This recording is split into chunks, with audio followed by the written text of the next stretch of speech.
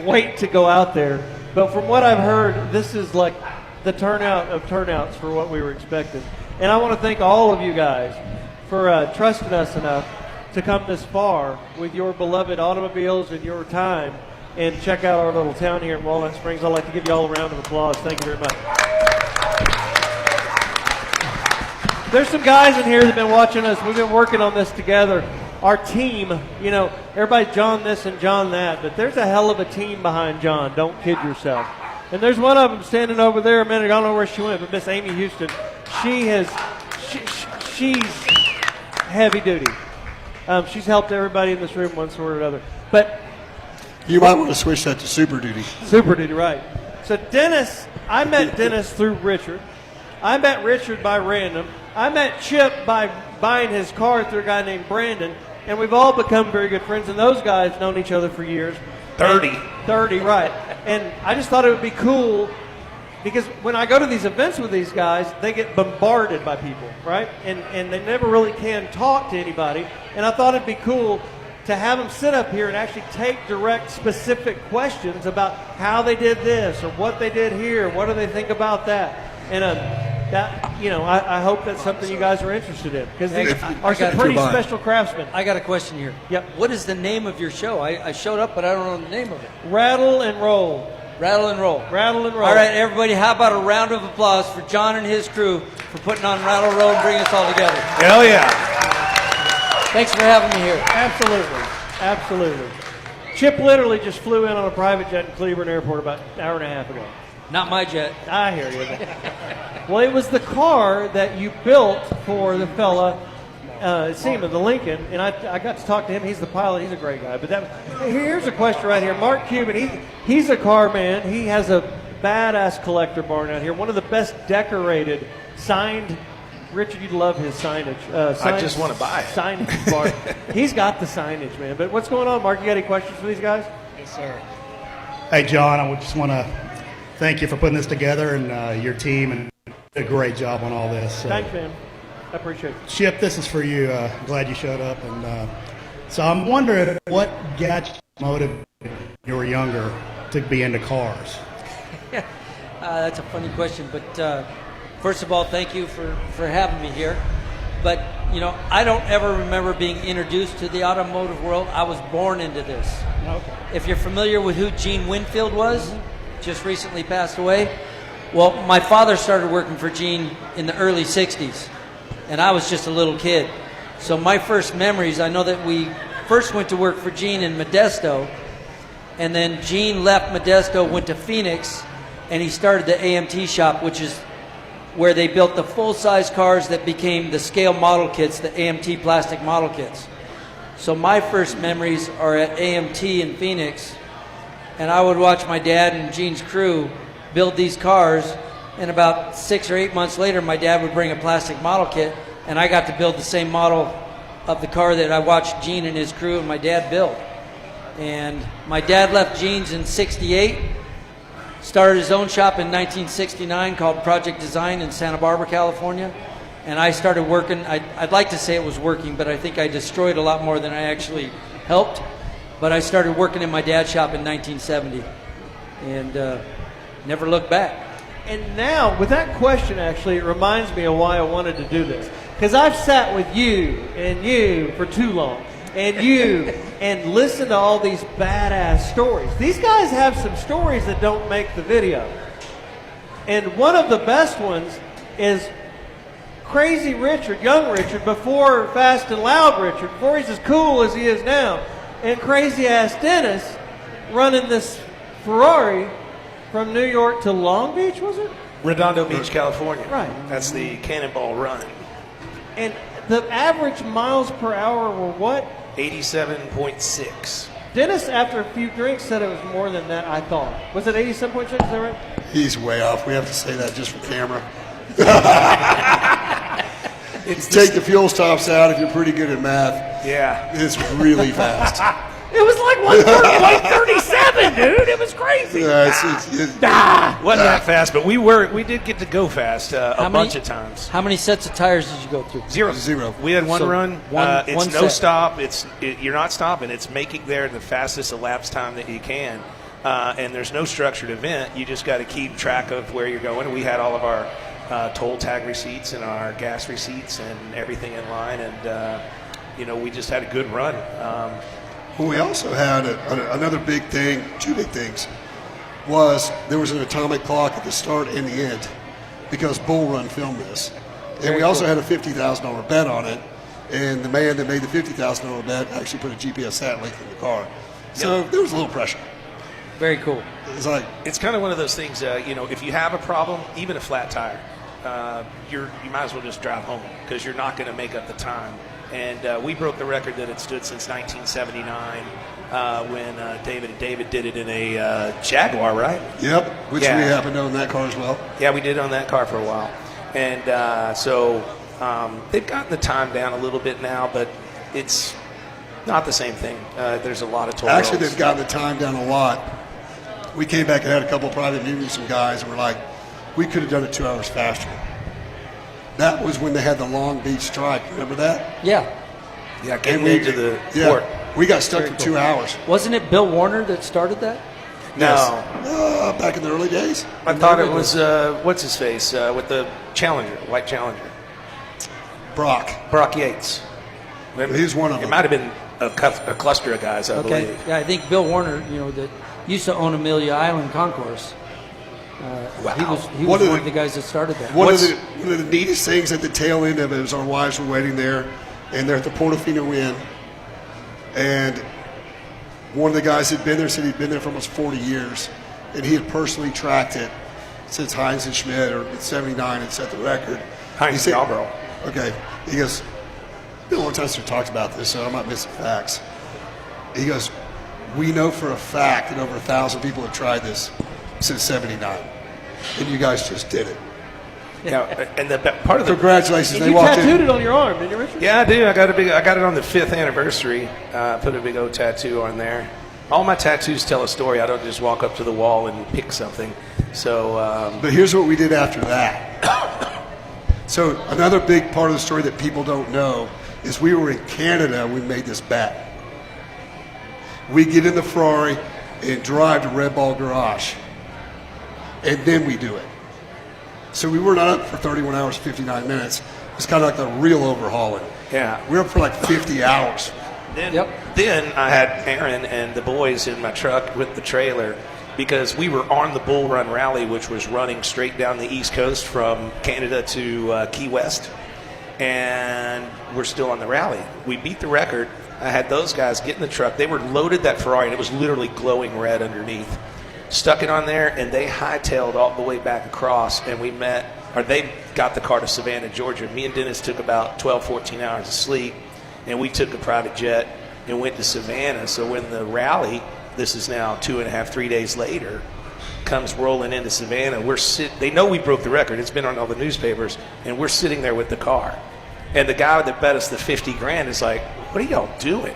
It was like, well, number one, it's 50 grand, and number two, it's still a rally, and you're going to lose the rest of it. And we proceeded to haul ass for the next 3 days all the way down to Key West. And guess who won the rally? So we literally traversed that car close to 7,000 miles that 1 7-day stretch. Speaking of you calling it, you told me a story a while back about how you met him. And then when I was in California sitting there talking to him one day, he told me the story about how he met you, and it was pretty damn close to your version of it. And if I recall, you showed up with an 18-wheeler at a car show or something. He said, my name's Richard fucking Rawlings, and I'm fixing to take over the car business. It was a little bit of a bold plan, but I was a lot younger then, and I'm a little more humble now. But basically, yeah, I bought that 18-wheeler before I even had the actual garage, and Aaron came to work for me, and he goes, well, when I was interviewing him, he goes, what are we going to do? And I said, well, Jesse and Chip and Orange County and all these guys, I said, I think that we can play in that market.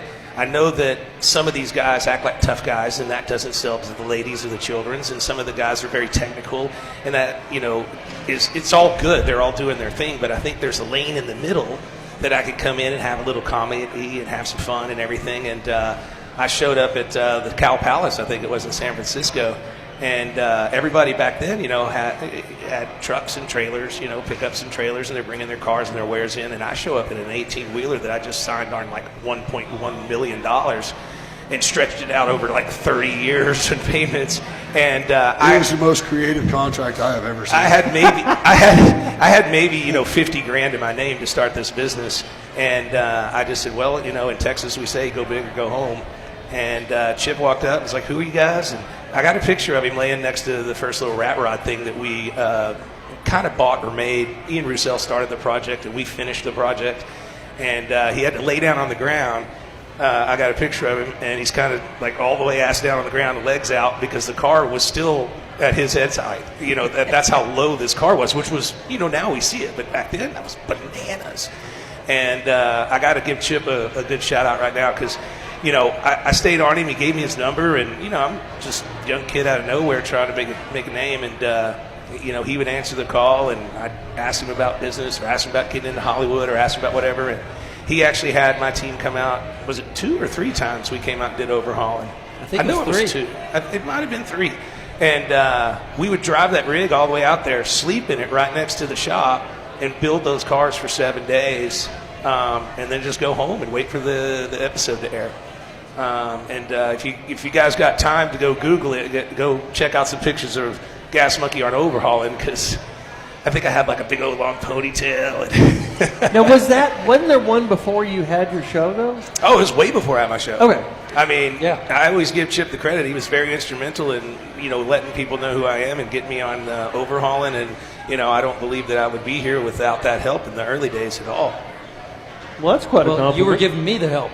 Yeah, well, we were doing the work for free, that's for sure. That was a whipping. But, that got us the notoriety. And getting to rub elbows with the king of the king back then is that put us on the map a little bit. Then we had to start backing it up. Chip, where do you see the Resto Mod? What 10 years from now? What do you think will be the end thing? Whatever that's a really Well, if open-ended I- question, If I knew it was going to be in 10 years, I'd be doing it now. right? Correct. That's a good point. But another thing is, when I do my builds, whatever's trendy, I turn 180 and try to go away from. Okay. Because if you do things that are trendy, it's going to date the vehicle you're building. And what I try to do is I try to find something that's going to be a great design Yep. that'll be timeless. And I noticed your SEMA car this year was not like everybody else's SEMA car. You went No. backwards.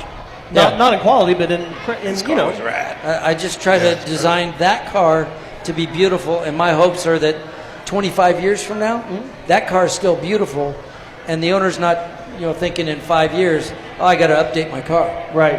How many Riddlers have you won, you and Boyd combined? Boyd never won a Riddler. Well, here we go. But no, you're right. I mean, we talked about Yeah, this. Boyd never built a Riddler car. But did you win a couple under his brand? No. Oh, I It thought wasn't until after he had gone bankrupt and I was forced to start my company. I never planned to have Foose design. That was just a way of surviving. But I've been involved with 6 Riddler winners and built 4 of those at my shop. And how many most beautifuls? 11. It's a lot. America's most beautiful roadsters. Chip told me a story one day about what broke feels like. And when Boyd had this monster, Coddington had this monster wheel business, and everything went sideways, and you just had to go.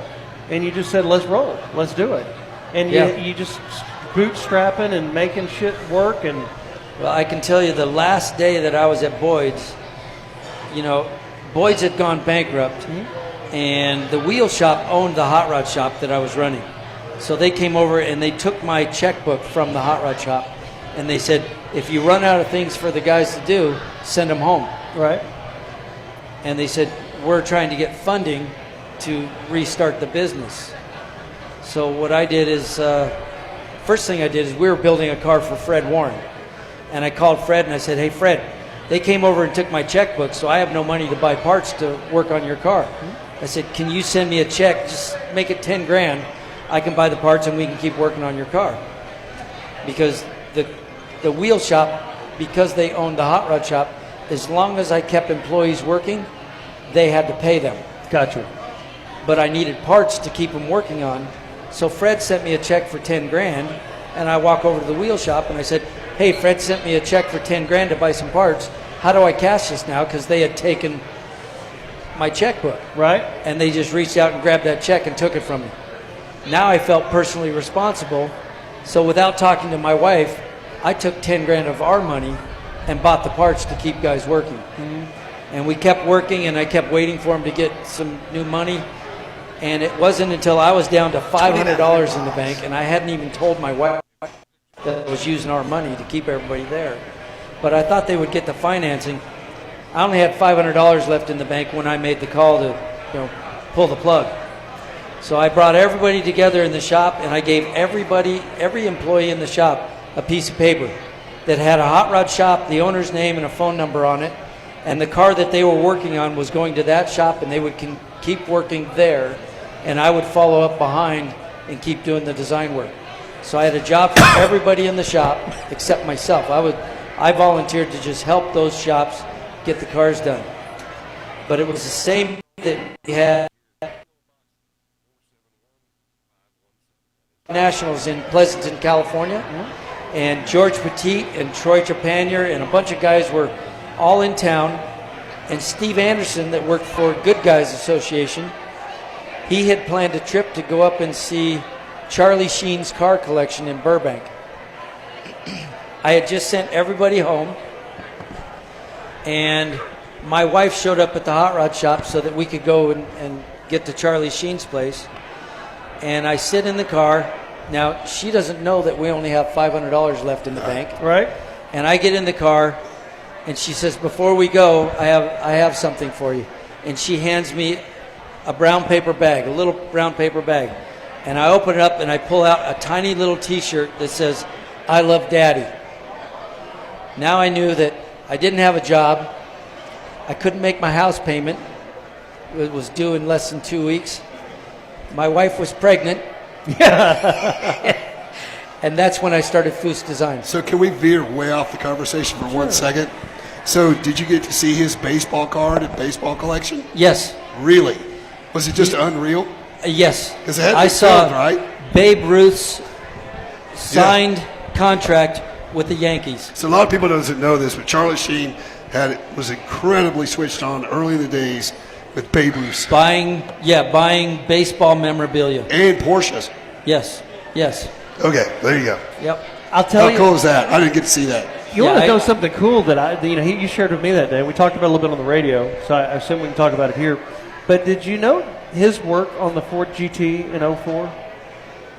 As far as The Chip. GT40. The work I did was done in 2000. Okay, so that was that. But I meant the 05, 06 car, Yeah, the right? 05, 06.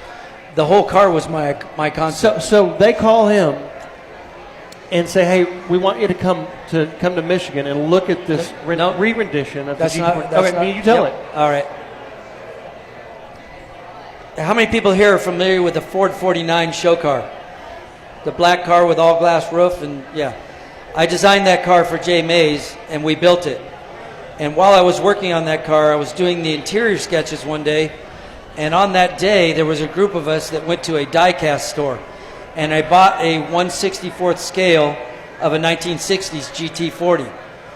And I came back and I did a real quick sketch of a modernized GT40. And I finished the interior sketches for the Ford 49, and I put that GT40 sketch right on top.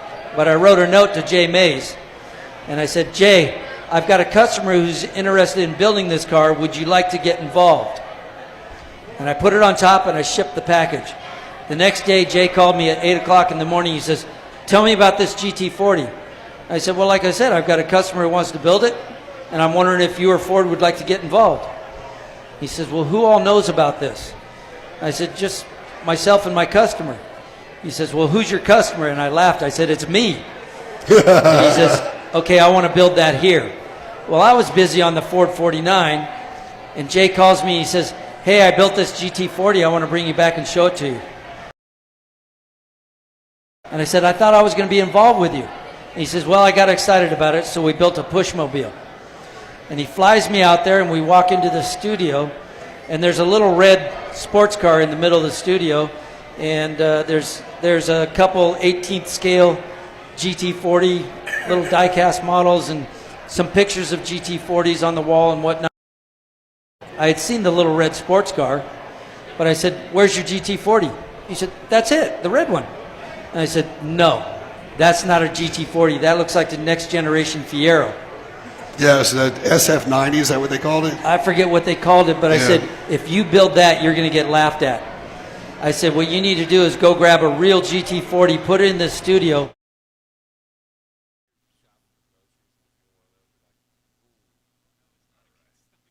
That's exactly what we did. 4 different times to work on the clay studio, or the clay model in the studio.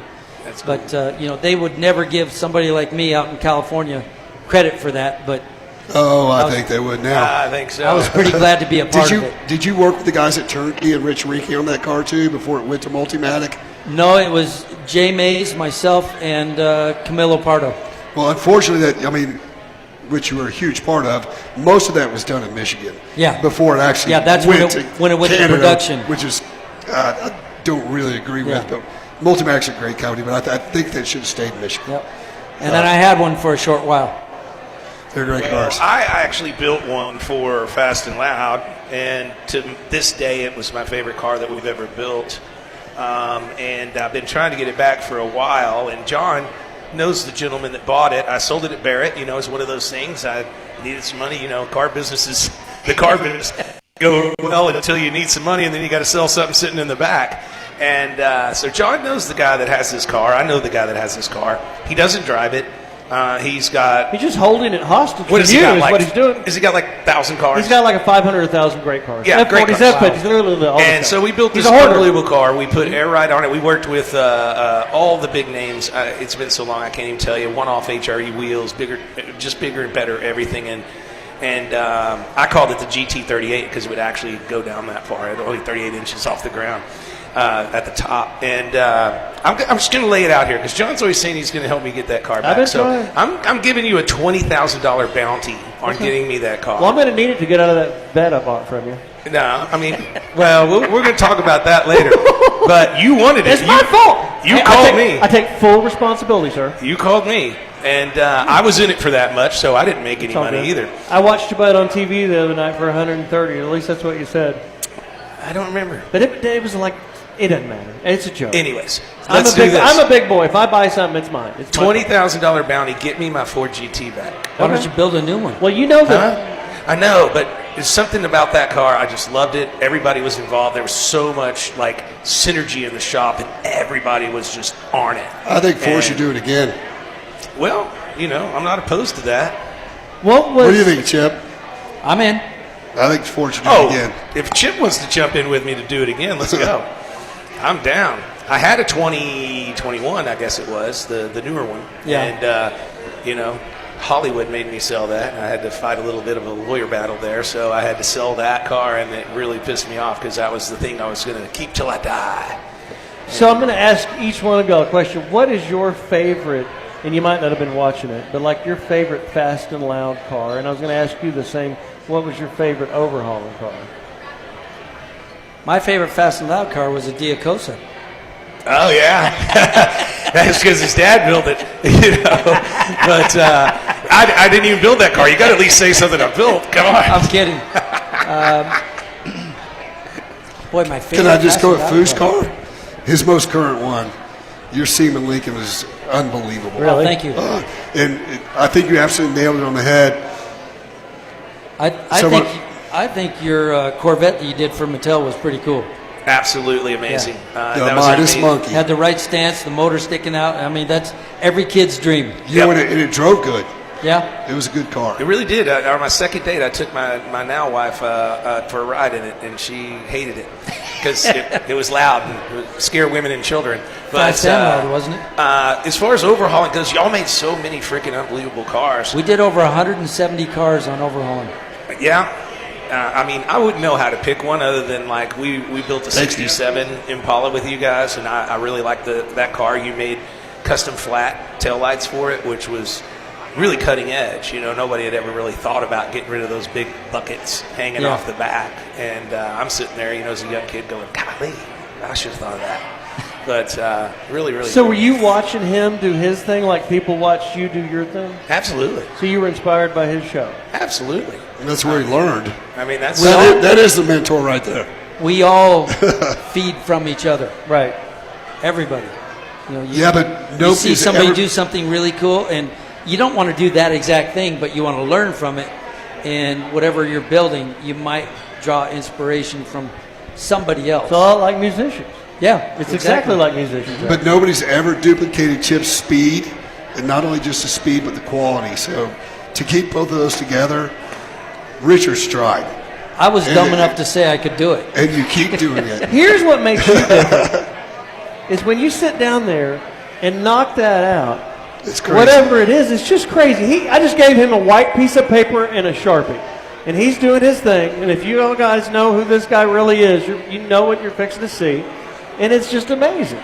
It's just that's the design in Chip is what is where the incredible difference. See, that's is. the one thing that I can't do. I have it in my head, and my guys have to get it out of my head and make it happen. But I couldn't draw it if you made me.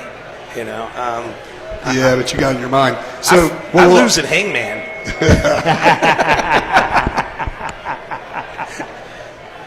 Yep. Crazy. It's already there. He's already got it on paper. I can already see it. You ever It's drew a car? Yeah, he's already drawn a car. Did y'all know that this guy designed, the Plymouth Prowler in a class where they had a contest for a class, and the Plymouth Prowler was off of what he's doing right now. I'm gonna frame that and put it on the wall in here. The 32 Roadster. Incredible. Wow. Thank you. And that took 45 seconds. He designed. You were on the Plymouth Prowler team, right? Well, the Plymouth Prowler came from, that was when I was at Art Center College of Design. Correct. But then you went on to do your car. Yes. What did The you call it? Hemisphere. The Hemisphere. That is My Art Center project was the Hemisphere.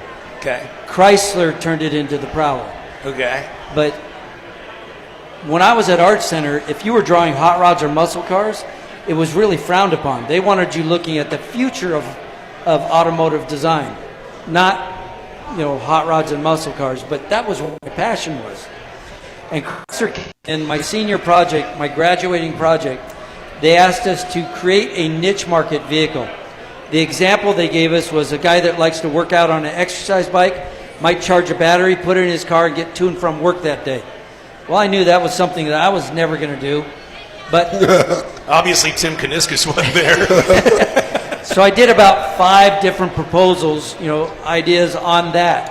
And then I did a second presentation without talking to my teachers or the students because, like I say, hot rods and muscle cars were frowned upon. But I did everything at my apartment, and then the day that we presented to Tom Gale, who was president of design at Chrysler Corporation, I put both presentations up. And when Tom got to my wall, he says, okay, I know what you're doing here. This is our project. But what are you doing here? And I said, this presentation is what you asked for. And everyone in the class has created a niche market vehicle, but we're also trying to create a customer. What I'm doing over here is I'm catering to customers that exist. I said, there are hundreds of thousands of people out there with hot rods and muscle cars in their garage or their side yard that they're trying to put modern technology into so they can enjoy it on a daily basis. I said, we have the opportunity right now to draw from something that was great in the past and evolve it into something new. And I had drawn muscle cars and hot rods. And Tom Gale looked at me and he says, well, what do you want to build? I said, I'd love to build one of these muscle cars or a hot rod, but I know you're going to want me to build one of these. And he says, no, I want you to build your hot rod. And that's where the Plymouth Prowler came from. But to say that I designed the Prowler would be a slap in the face to all the designers and engineers that actually did that at Chrysler. But my model was definitely the inspiration and looks a lot like the Plymouth Prowler. But with all due respect to all the designers and the people that created the Prowler, the Hemisphere is a much better Prowler. And why did they put an engine in the Prowler? Why did they do that little 6? Did you try to stop them? My original sketches at Art Center had a 426 Hemi in the back, which is what I was building in my car, the Hemisphere.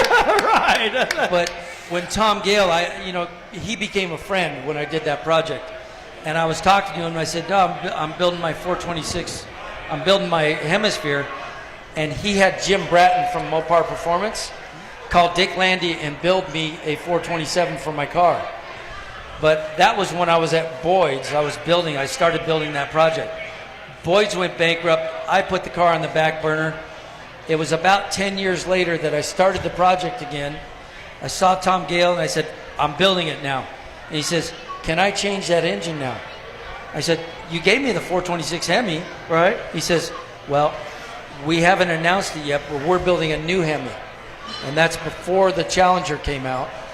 So he gave me 5 of the 5.7 liter Hemis, and we put them in the hemispheres. But then before we were done, he called me. He says, I got a 6.2, a 392 Hemi. I want you to put that in your car. Okay. So he sent me the very first one off the assembly line, and that's what's in my green hemisphere. How many hemispheres did you build? We built 5 of them. Is there? But actually, only 2 are hemispheres. I own the name Hemisphere. I own it now for die-cast, T-shirts, everything else. But I owned it for vehicles. And while I was working with Chrysler, they came to me and said, we need you to give us your trademark Hemisphere because we want to own everything that says Hemi on it. And I said, I can't give it to you because I'm working with Full Throttle. They're making the die-cast cars. So it's, I have a contract where I'm licensing that to them. I have to own it to license. They said, we'll give it to you to license for $1, and but we want to own it.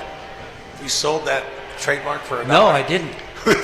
I owned it for all the toys and the diecast, but I also owned it for cars, and they were watching it, and the date came up where I needed to renew it, and I hadn't renewed it. They took it on the day that it came up. Sounds like a Richard move. And they told me, we own it, but we're going to give it back to you so you can keep building I think cars. what you accomplished in that whole thing was just massive. So the fact that you brought back the 32 to 34 series cars, whether it's Chevrolet, Dodge, Ford, and morphed them into your hemisphere and the power and got it back, timeless. Well, thank you. I mean, that's just amazing. Here's what was interesting. They stole that name from me, wanted to give it back to me for $1 to license it. And I said, that's okay, I don't need it. And they said, what do you mean, you're building hemispheres? I said, no, I'm going to put Ford motors in there, I'll call them Foose Coupes. Yeah. And they go, no, we want you to still call them hemispheres. Little Deuce Coupe. I said, no, Deuce Coupe. I know who I'm working with, so I'm done. Yeah. And I didn't do it. Big business. I put Ford, so 3 of them have Ford motors in them, and Okay. only 2 of them have the Hemis. So Incredible. So we've been up here talking for a bit. We haven't asked John Clay any questions. Oh no. Yeah, I know. We're going to flip the script on the DJ here, and what have you. So what was your mindset on taking this little town and trying to make it into what I know you're still accomplishing, so I wouldn't say it's even finished by any means. No, it's not But finished, there's no. a lot coming. I've talked to you about it, but what makes you go, I think I'll just take this whole town? Well, I didn't take the whole town because there's several people, but they're like, I bought a lot of real estate, and this guy named Glenn Wilson's bought a lot of real estate. It was beat down, whatever that means, and we're redoing these buildings. But the hill country out here is gorgeous. I wanted to get a place to go ride dirt bikes with my son. I'm a chicken fried country boy down deep.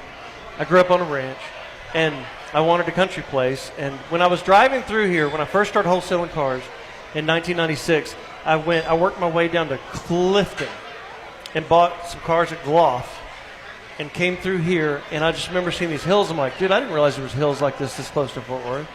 Not even in Texas, really. Right. And so I thought you had to travel a lot further. So I remember that. And then I saw on Facebook this thing come up, and I was like, for sale. So I bought this ranch out here. And coming through here, these little places we're going, like, this is the place to do a Radiator Springs. And the truth, the radio show, FM radio is coming down, obviously. Apple Music, Spotify, all the good stuff. So our platform, like your platform was cable. I thought you were on AM. No. But our platform, like yours was Discovery, mine was radio. I'm like, I've got to redesign myself and come up with something new. So I thought, building a town that's car and bike centric, a Lukenbach, Texas of cars, a Green Hall of cars, Radiator Springs in one word. And Yeah, this place I get is it. already named right. So Sturgis South. And I was like, I just the more I dug into it, started picking at it, the more it made sense to me. Have you been outside yet? No. The turnout is mind-blowing. Really? Yes. Yeah, it's pretty crazy. It's amazing. But I tell you, I saw, though, just down the way, now there used to be a battle, I think, between the people that own this and the people that own the Rattlesnake Correct. Saloon. Everybody's going. Yeah, so everybody's gone because you got this, and the saloon down there is up for sale. So I don't know if that's a good place for a Gas Monkey Ice House. It's- Little friendly rivalry. It's fine. We could do videos of you and I shooting each other on Main Street like the Western. It'll be fun. I just think that this is a cool place for motor enthusiasts, moto as you call it, to be. This can be our place on the map as the meeting spot of motor south. I mean, America's a large place, but this zone of the country, this can be Rod Town, Card Town, Bike Town. And everybody asks me, what's next, what's next, what's next? You guys are next. I got this thing started. I want you guys to buy that building and that building. Richard put in his ice house and Chip put in a garage and whatever happens to get it started. And then we have this destination that like this, it's not going to be like this every weekend. But this is Why always not? going on, right? This is always going on. What is he talking about? Would you guys come do this every weekend or not? Hell yeah, we would. All right, Chip, can I put you in the hot seat for a second? Sure. What would it take to get you from California to Texas? A good price. All right. I gave all my money to an ex-wife. Do we need Chip Foose in Texas? Yes! We do. We got cars, motorcycles, coffee, Jeep, manufacturing. Coffee sounds great. Yeah, I love coffee. And for you guys everybody that watch Fast and Loud knows Dennis. But if you're not into his YouTube and know the deeper cut of Dennis, there's a lot more to Dennis than the guy on the side helping with deals and pricing cars in Fast and Loud. And I've learned this over time. It's a as well. walking encyclopedia of everything car. Yeah, he's a walking encyclopedia of these cars. And if you go to his YouTube channel and watch, it's weird. You know, it's like Chip and his drawing. Chip has this weird thing. Dennis has this weird thing. I have a weird thing with remembering car prices and models and things like that in my head. And Richard's just a weird thing, period. But we appreciate all y'all coming today, and we're going to keep this going all day. Let's turn the music on, eat some food, drink some beer, have a great time. Thank you, Dennis. Thank you, Richard. Thank you, Chippus. And most importantly, thank you guys for coming. And thank you, John. Yes, sir. It's an honor to be here. Thank you.